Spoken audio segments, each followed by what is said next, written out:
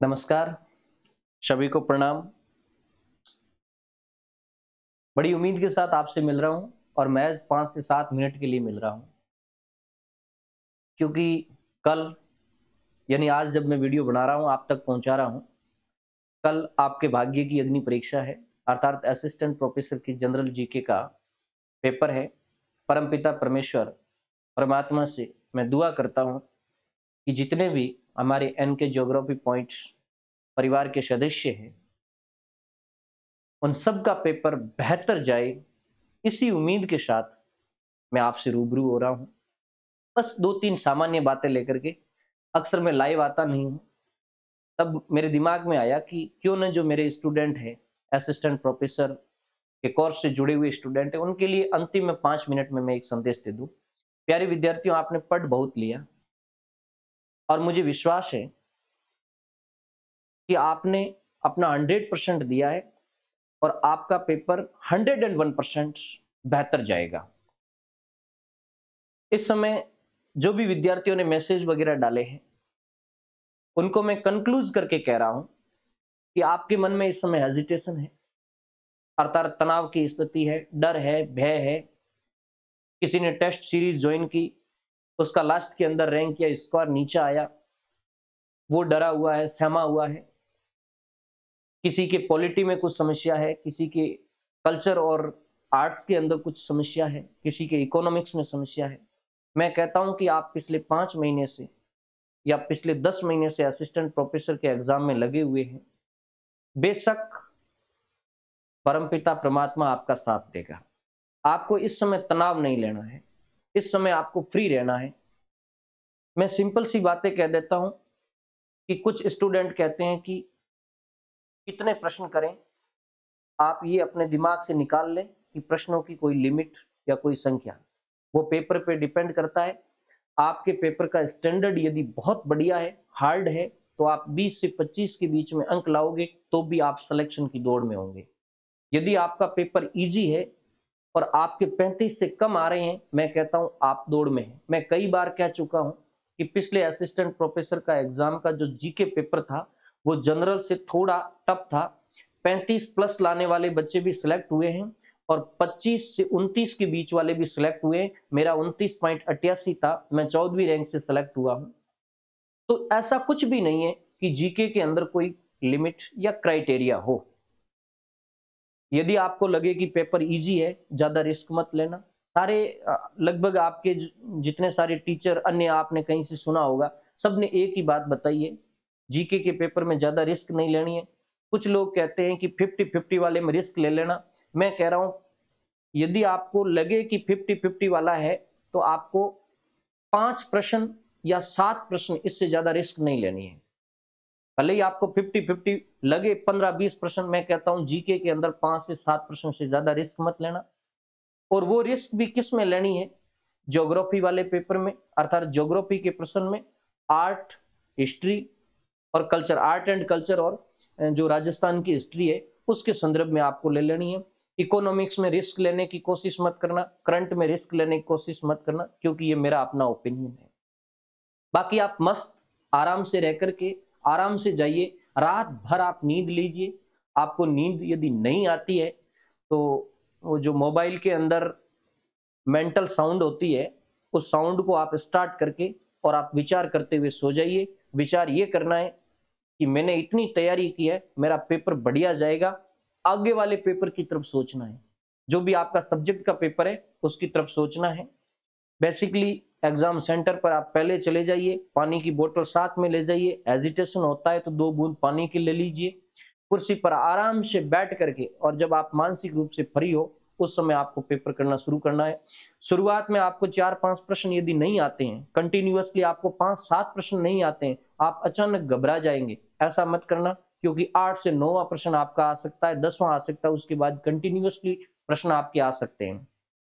यदि आप मानसिक रूप से फ्री होकर के बैठोगे, तो मैं गारंटी के साथ कहता हूं कि 2 से 3 प्रश्न आपके ज्यादा ही होंगे।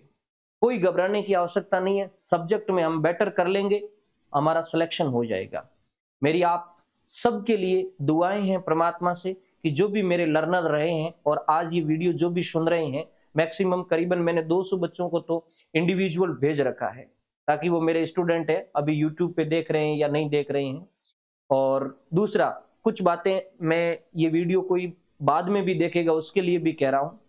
पहले तो मैं मेरे उन बच्चों को साधुवाद दे देता हूँ जो मेरे कोर्स से जुड़े हुए थे, बहुत ही ज्यादा सीरियसली ले रहे थे, जिसमें जैसे रोहित कुमार चेची है, पूनम चंद, हेमराज जाट, चंद्रकांता है, गजराज है, राकेश कुमार, रमेश चौधरी, करण राठौड़, प्रियंका यादव, यादवेंद्र, जेठाराम, मुकेश कुमार, ममता भास्कर, प्रियंका भाटी, रामावतार गुजर, सीमा खड़िया, भूराराम, वीरेंद्र पूनिया, ओम प्रकाश राजगिरी, सृष्टि, दाया गोदारा, पूनम चंद, अंजना, विकास कुमार, हरीश शंकर देसाई, प्रेम ओझा, रविंदर बगरिया,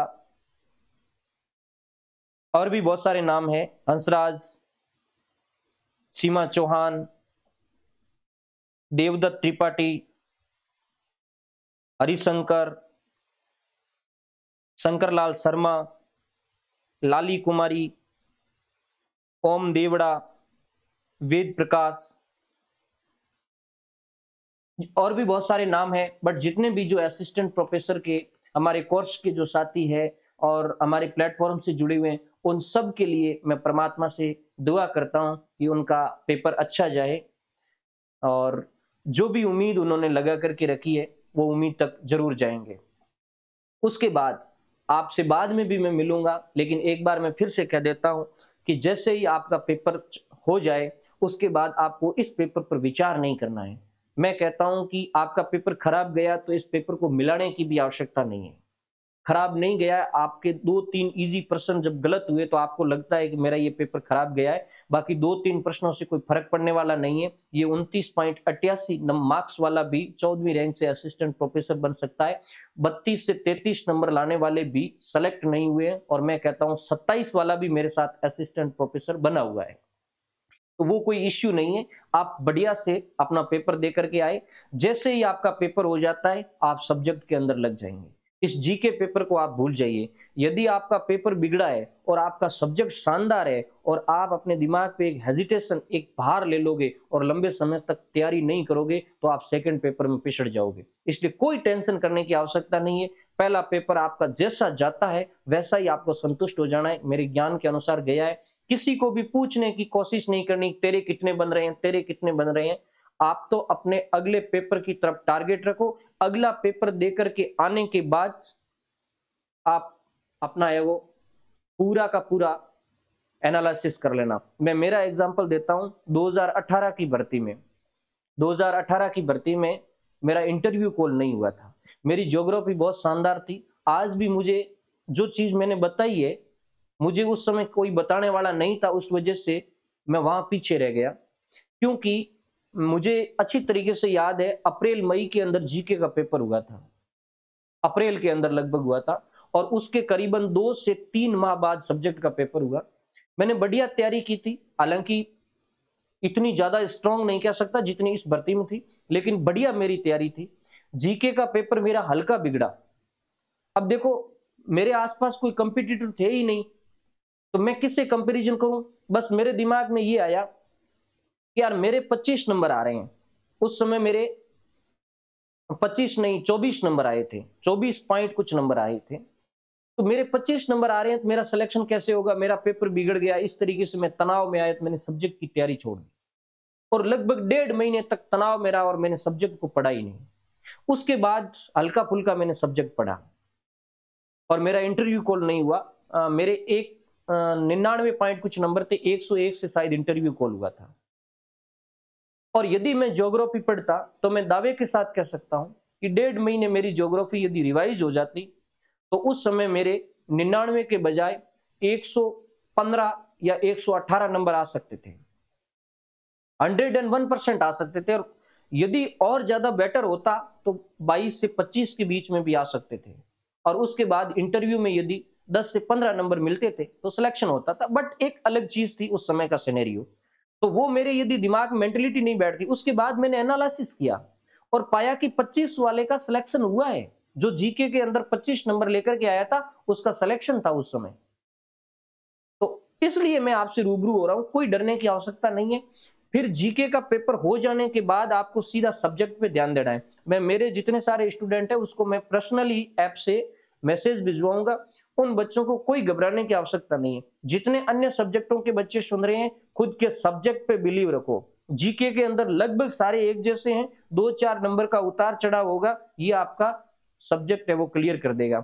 तो ज्यादा मैं नहीं कहूंगा, बस मैं आपसे यही कहूंगा कि आप मंजिल से एक कदम दूर है, और मंजिल से एक कदम दूर है तो कभी भी आपको थकना हारना नहीं है। मैं हमेशा कहता हूं, कवि चिराग जैन की वो लाइनें याद रखना कि जिसको तुम नाकामी समझकर थक हार बैठ रहे हो ना, उसके ठीक एक कदम पे तेरी मंजिल का दरवाजा है। अब यहां से पीछे मत हटना। अगले वाले 4-5 महीने तक हमें स्ट्रोंग रह करके और तैयारी करनी है। तो आप सभी कल जो एग्जाम के अंदर बैठने वाले हैं उनको साधुवाद, और कल के बाद जो देख रहे हैं उन्हें इस बात की शुभकामना कि आपका सब्जेक्ट का पेपर बहुत शानदार जाए और आप एक दिन असिस्टेंट प्रोफेसर बन करके और मेरे से मिले या मैं आपसे मिलूं, हम एक दूसरे से सोशल मीडिया के माध्यम से कांग्रेचुलेशन दें। बहुत सारे ज्योग्राफी के परिवार में हमारे जुड़े और कुछ अन्य सब्जेक्टों से भी सिलेक्शन हो, ताकि हमें इस बात की खुशी हो कि एक सुसंस्कृत चैनल से जुड़ने के बाद किस तरीके से विद्यार्थी अपनी मंजिल तक पहुंचता है। धन्यवाद।